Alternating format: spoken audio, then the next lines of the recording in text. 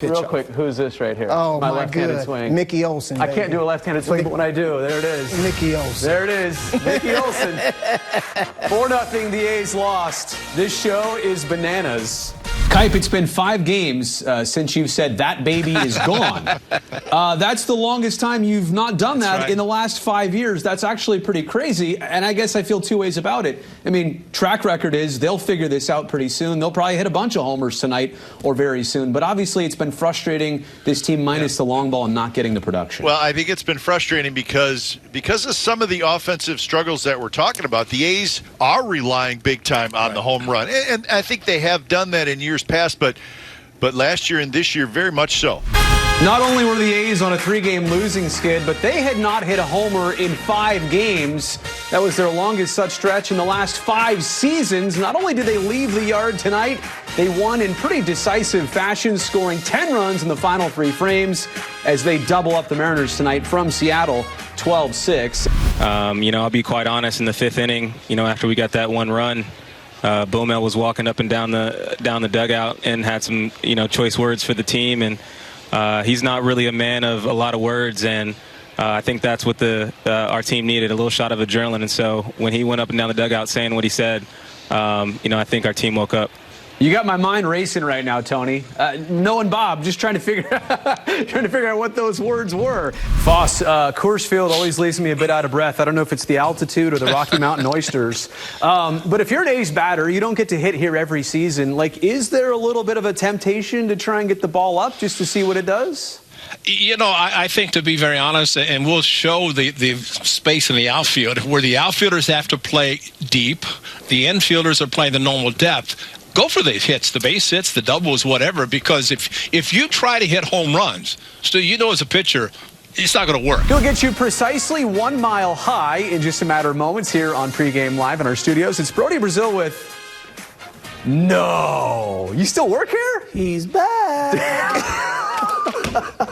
That was an actual Dave Stewart quote from your playing days. I like that. Foreign substances have been around forever. So why are we so hot on this right now? Well, the game has changed a lot, and we're on it now because batting averages are down, offense is down, and so when you're not creating offense, when you're not doing the things that make the game exciting, and nobody wants to come to the ballpark and see a 1-0 game.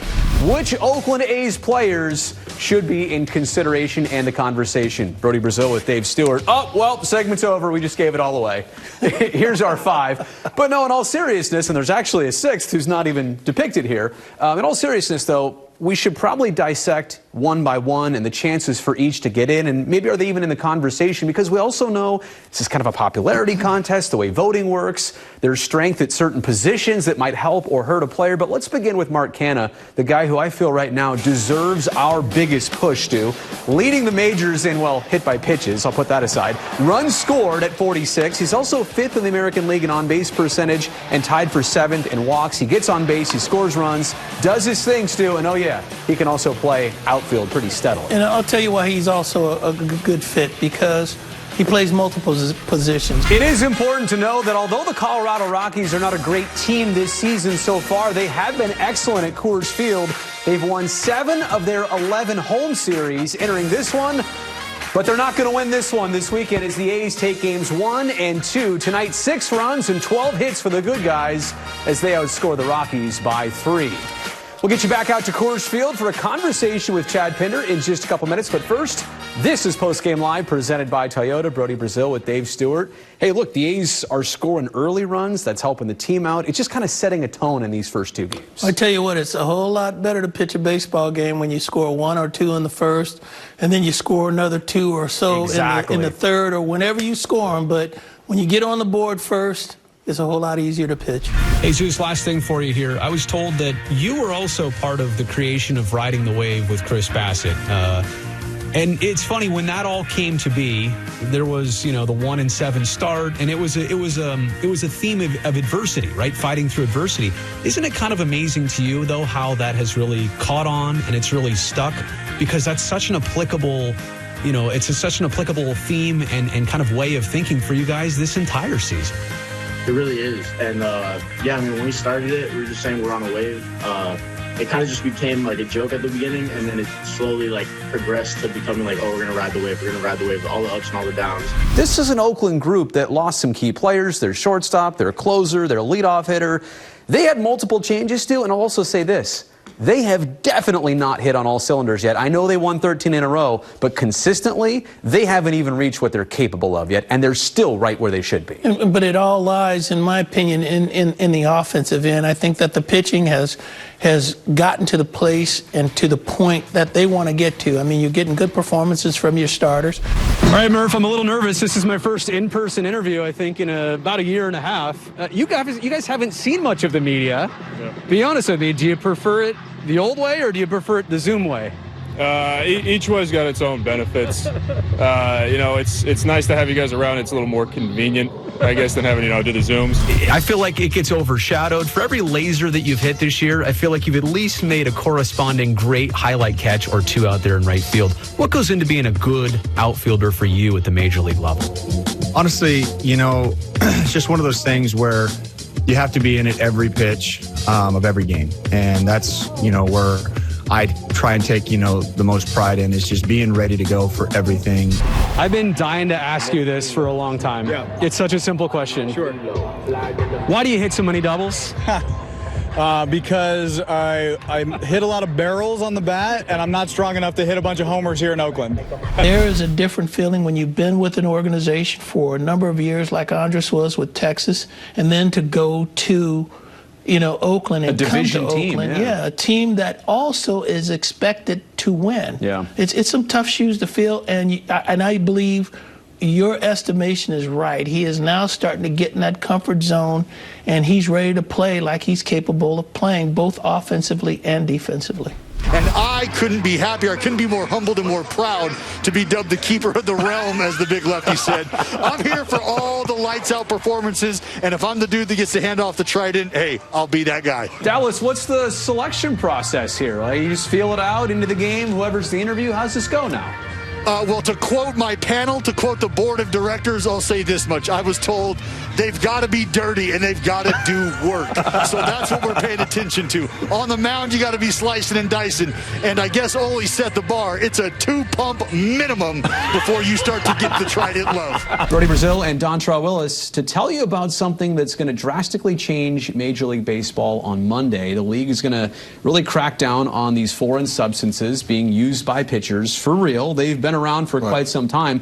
But we'll show you the specifics here on all of this. Inspections conducted between innings or after pitching changes, violation results by pitchers resulting in ejections, and then a 10-game suspension without pay. All position players, they're also going to be inspected. I don't understand this, and it feels hypocritical that you come swiftly with this, but then the Houston Astros come unscathed about what they did. And listen, I love everybody, but that's the truth. It's proved that they cheated. This sticky substance that's illegal problem and rule has been around a long time. It just hasn't been enforced hardly at all.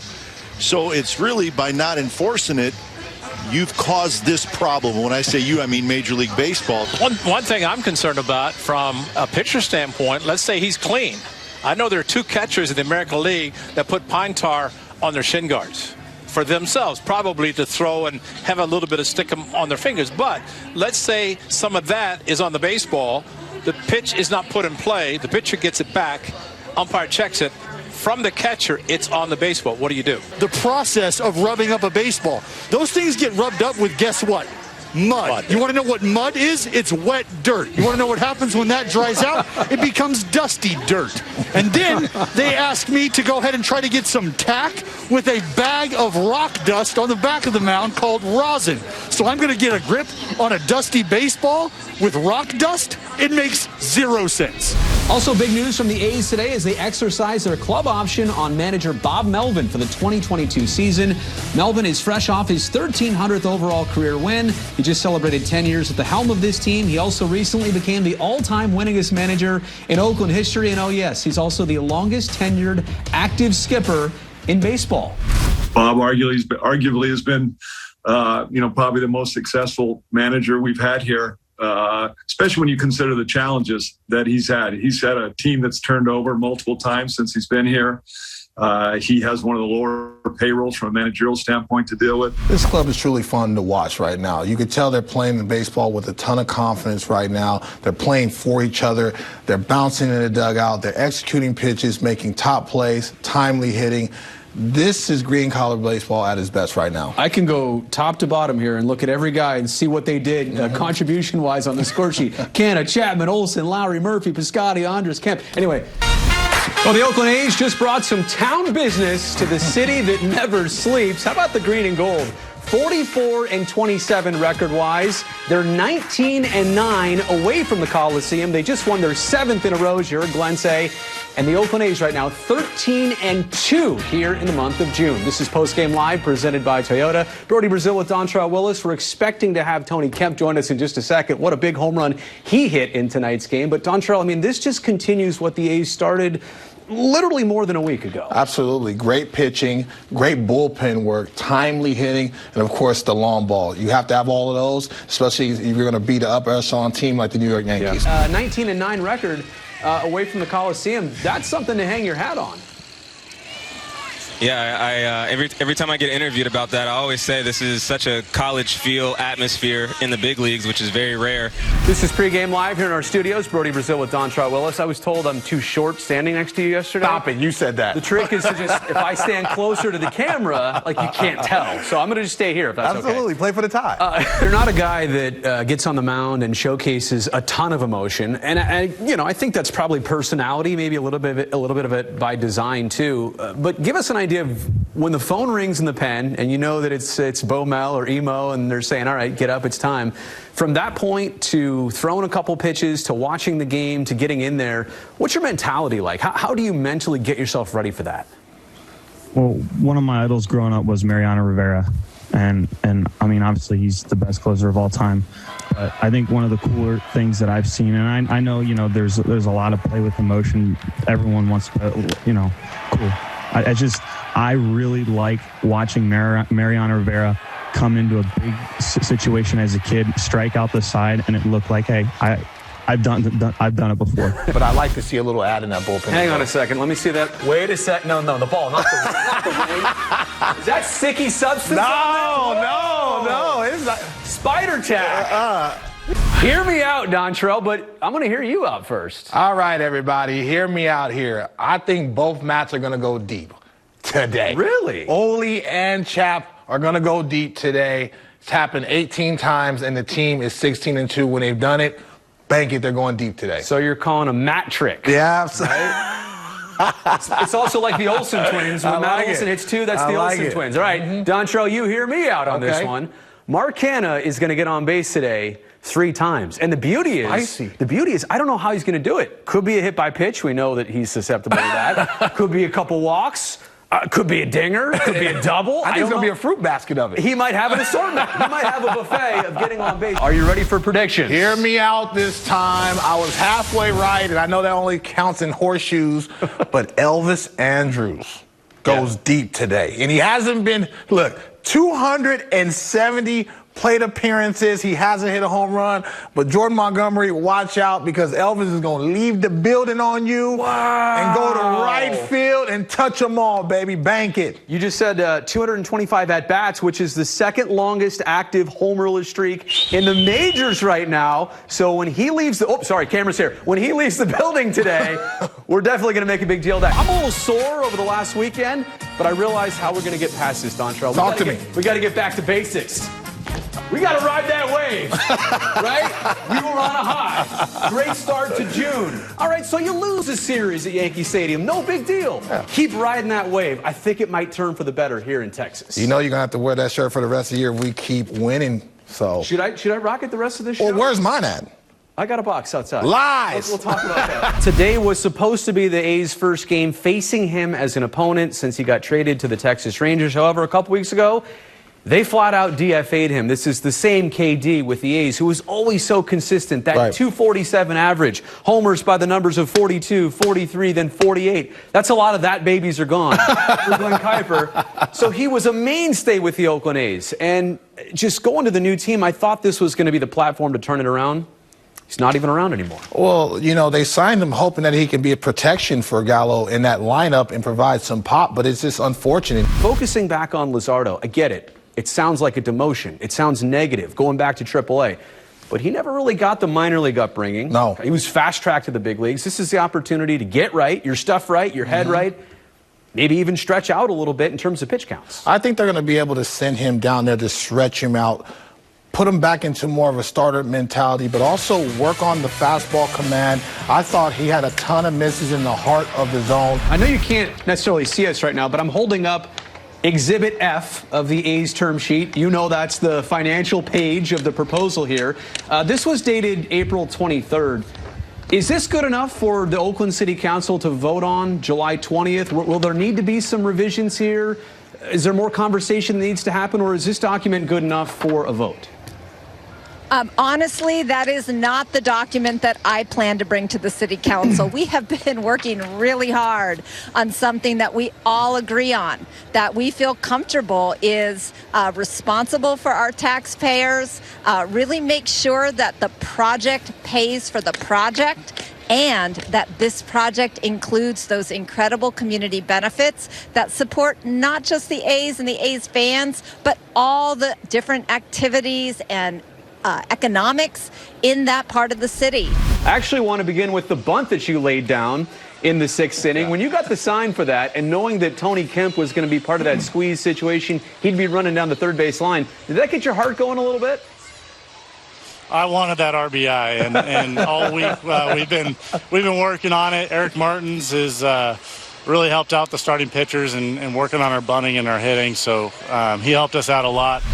What would eliminate Las Vegas from contention and conversation? What would it take to wipe them out of this? Well, until we have a binding deal in Oakland that works and we put a shovel in the ground, we have to leave our options open because our current facility here is really past its useful life. So we're running out of time. To be clear, that's not the 20th agreement because that's not binding. No. The exactly. EIR is binding, though, right? It is, but we would need the other approvals of the city council. You literally need to be digging the new stadium for Las Vegas to completely disappear.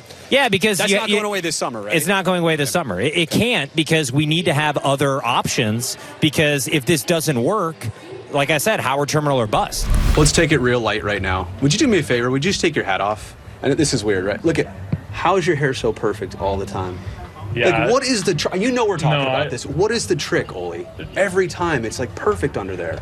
Honestly, you know, my boys back home and you know, the guys in here, they let me know that it's a little thin up there. So I know that you guys like to blow it up a little bit, but I don't know if we're all on the same page here. Really? You're not feeling your hair? Yeah, I mean, it's all right. You got the power alleys going? Is that what you're saying? It's a little deep to the gaps, but I hear you, man. I hear you. Sometimes trick them, fake it till you make it, you know? All right, here's my prediction, Shooty. You saw the beer snake late in yesterday's game. It was long, too, like, bro. The outfield bleachers, right and left field, like they've done, that's a short version of it. That's the beginning. They've done some pretty impressive things over the years. Look at that. That yesterday was among the most impressive things between signs and chants I've ever seen them do. So my prediction is this. Somebody's going to try and replicate that again today, but no offense, it's not even going to come close. Like, you cannot top that. That's a lot of calories right there.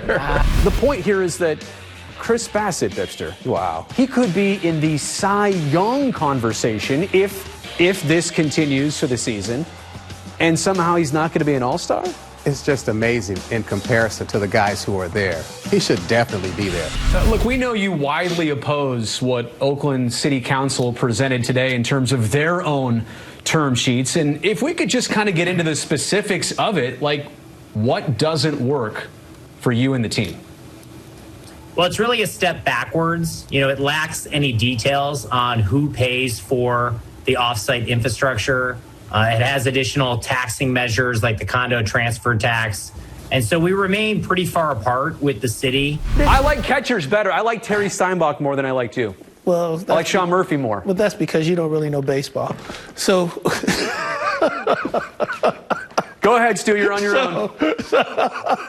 So my prediction today is Frankie Montas throws 7 innings of shutout baseball. I like it. Did you see my tweet from this morning? Did I see it? It woke me up. Yes, I saw it.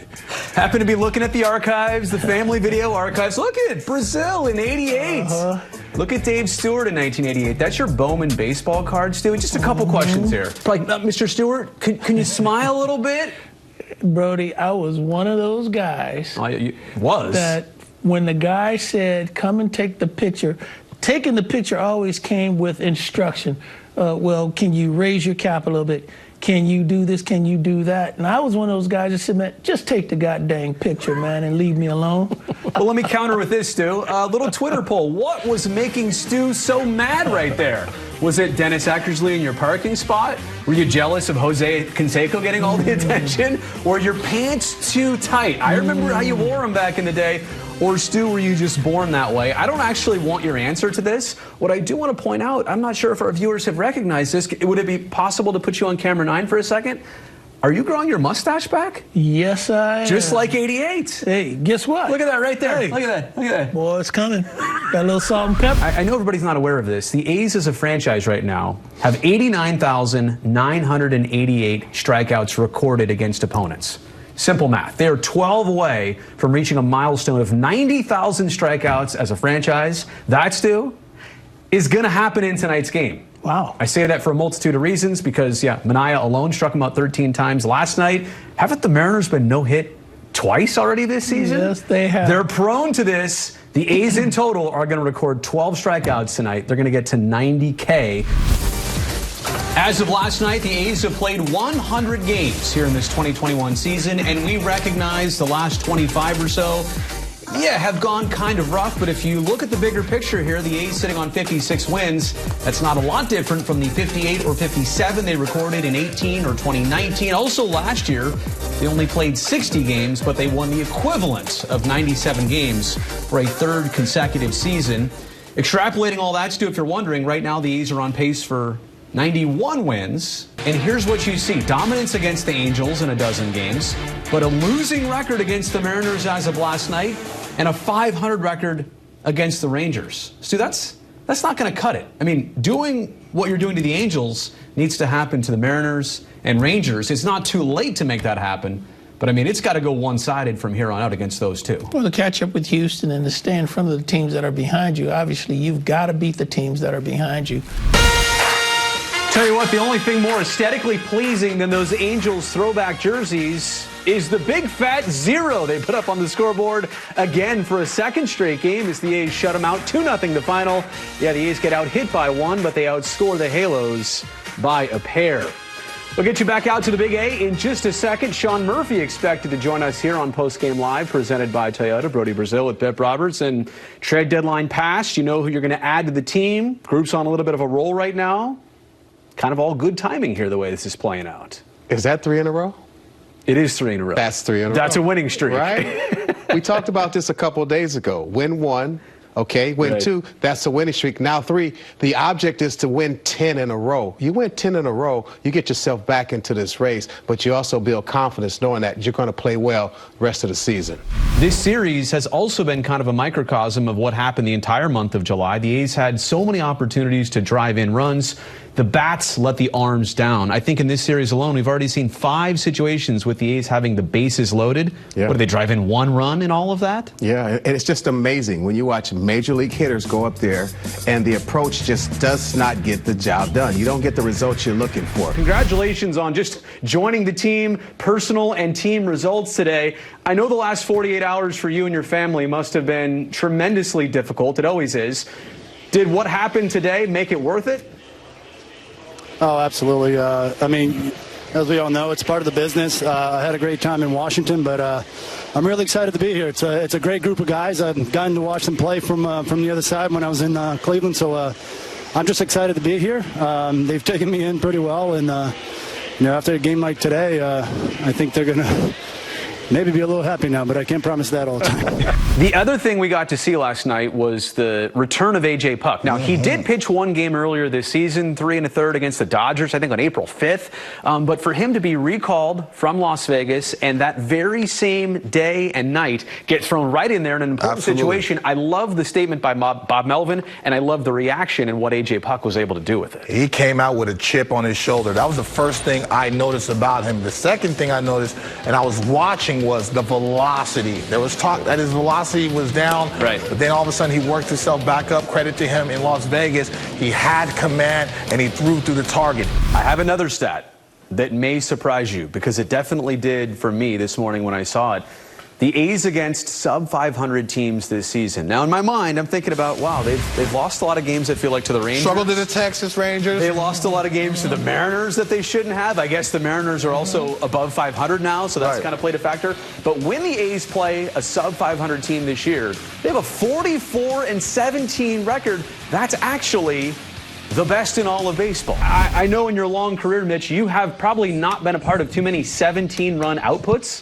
What was that like in the dugout? Yeah, man. I can't remember too many of them, but it was clicking for everybody. Obviously, Bass was setting the tone with the way he was throwing the ball, and it just seemed like everybody came up in a spot to do some damage, and we had a big day all around, really. But as for the A's in this month of August, it kind of should be no surprise that they've turned it on. And we're only showing you here 2020, which was an abbreviated season, still was great for the A's, 2019 and 18. We can take this all the way back to literally 2012 or 13 or 14. August is always a great month for the Oakland A's. I'm not surprised by it. I like that, hotter than July. I mean, technically.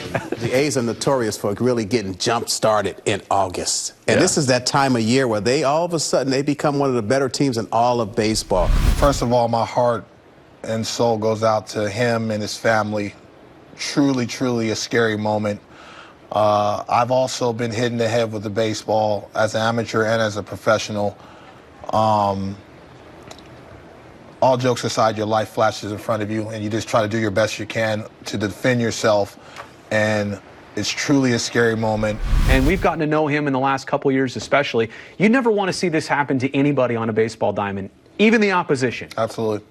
But it hits especially hard and different when it's a guy that A's fans have really learned to love, especially in the last couple years. And the one thing about Chris, he's a late bloomer. He's a guy that really fought through adversity and really developed his game and his leadership into what we see today. How about 40,133 getting to enjoy tonight's game in person, and not to single out individuals versus the team aspect, but what a night for the new guys on Oakland's roster. Marte, Harrison, and Gomes all playing big factors as the green and gold take game 1 of 3. 4-1 is our final from the Coliseum. We're going to take you back out to the yard here from Josh Harrison in just a second. But first, welcome to Postgame Live, presented by Toyota. Brody Brazil with Dave Stewart. The game in just a second, but the new guys, Stu, they continue to impress. They continue, to me, to showcase the best trade deadline by the A's in probably the last 20 years. It's a darn good one, and you'd have to really look back to see when they've done this well at the trade line, bringing these kind of players to the team to help this team get over the top. As you know, for the Yankees, it's now a dozen wins in a row. For Oakland, it's 5 defeats in a row. This is Postgame Live, presented by Toyota. Brody Brazil with Dave Stewart. Of these 5 losses, not so much including Wednesday's afternoon affair against Seattle, Tuesday, excuse me, 4 of these 5 losses, including tonight, have been absolutely heartbreaking. Definitely. They definitely have been heartbreaking losses. Tonight's loss, more than any of the losses. Chris Davis mentioned the other day that you actually hit him up before he rejoined the organization. I'm just wondering if you've been keeping up with what he's been doing in Vegas. I heard he homered again today. I have definitely been keeping up with it. I didn't know he homered again today, but it doesn't surprise me. Matt, I want to say personally thank you for joining our program, and thanks to your parents for apparently being regular viewers of this show, Postgame Live, as well, too. Yeah, they're diehards, so my whole family is. I know there's probably like 40 people watching. In California, we pronounce it Mania. North of the border, it's Manoa, eh? For Biff, I'm Brody, guys. Have a great broadcast. That was a great segment, Brody. I can't wait to do that one again tomorrow. Or not. Today it's the second of 3 meetings head-to-head this weekend north of the border. Oakland visiting the Jays. Welcome to Pregame Live here in our studio. That's Pip Roberts, and hi, I'm Brody Brazil. We got to start the show some different way, Pip. We got to have some fun. We got to shake off last night. It was only 1 loss in the standings. Felt like more than that, but let's not make it more than 1 loss today.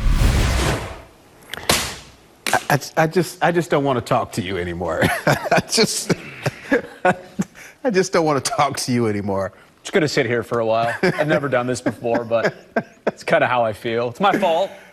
You were yelling at me during the game when Grichuk made that catch and then the RBI double. Yeah. I could hear you through the walls. Yeah, if everything goes good on Thursday, then potentially, and I said I wasn't going to say this, he would throw a bullpen on Saturday. I like the sound of that, but I feel like Bomel's getting a little pressure there from Seabass. I will say this, though, and I feel like I'm changing my tune. I wanted him just to be healthy and safe, but actually now, seeing that he looks good, I hope he can pitch one more time, less for the A's sake, more for his recovery's sake, that he doesn't have to sit on this all offseason. And Bomel, you could tell he had to smile because this is a conversation that he had with Chris. And Chris is already live and well, thank God for him. But you see the way in that video, he was swinging his arm to not only to send a message around that dugout, but to Bomel that he wants to get back on that mound. We don't yet know how the rest of 2021 is going to turn out for the Oakland A's, but as for their final home game of the regular season, really their final home series, the green and gold go out with a bang, a blowout on Friday night, a walk-off yesterday, and another walk-off today here in the bottom of the ninth. 4-3 is the final. The A's sweep the Astros. As we welcome you to Postgame Live, presented by Toyota. Brody Brazil with Shooty Babbitt. Just moments ago, we're standing right over there. I said one thing, Canna, bases loaded. Just get into the warning track. You said jump them first pitch. Just ambush him. I mean, they're waiting to see what you have. Canna's been having a tough time at the plate. He went and talked to Gomes. He said, hey, look for something good and go to work. And he did absolutely that. Can I mention how streaky the A's have been in their last 21 games? Here's how it goes. Lose 3, win 3, lose 3, win 5, lose 4. Those 4 were tough against the Mariners, and now they've won 3 in a row against the Houston Astros. It's possible that there could be a 5-way tie in the American League wildcard standings if the Blue Jays win 2 of 3 in New York, if the Yankees get swept by Tampa Bay, if Toronto goes 1-2 against Baltimore, the A's win 2 of 3 in Seattle and then sweep Houston, if the Mariners sweep the Angels, and then Boston goes 2-4 in their final 6 games. Your thoughts? My thoughts is I'm hacked off. I don't have a cheesesteak in front of me. That's beside the point. Well, it's hard to believe that at one point this season, the A's were 4-3 head-to-head against the Mariners. They've now lost 10 in a row. And in tonight's game, the A's had a 3-0 early lead. They get outscored the rest of the way, 13-1 by the Seattle Mariners. And ultimately tonight, they lose by 9 runs. This is Postgame Live, presented by Toyota here in our studios. Brody Brazil with Shooty Babbitt and Dave Stewart. Stu, let's let Shooty go first here. Please. He's upset. He's frustrated. He's feeling a lot of different things. Get it off your chest. I'm just going to represent every other fan that watched the game tonight. They took the life out of us very quickly. We struck early on. It gave us a lot to get excited about, but you've got to give the Seattle Mariners a lot of credit. They hung in there. They battled. They continued to add on. They didn't let up, and they never let the A's back in the game. I don't want to be the one, Stu, to say it's over, because mathematically it's not. After tonight, logistically, it feels like it might be. Yeah, I think it's just almost over. It's just a matter of just playing more games. The bottom line is that, adding on to what Shooty said, they just have not been able to play well against this team. Seattle's had their number all season long. And, you know, tonight I thought the way we came out, how we came out, things were going to, the tide was going to turn.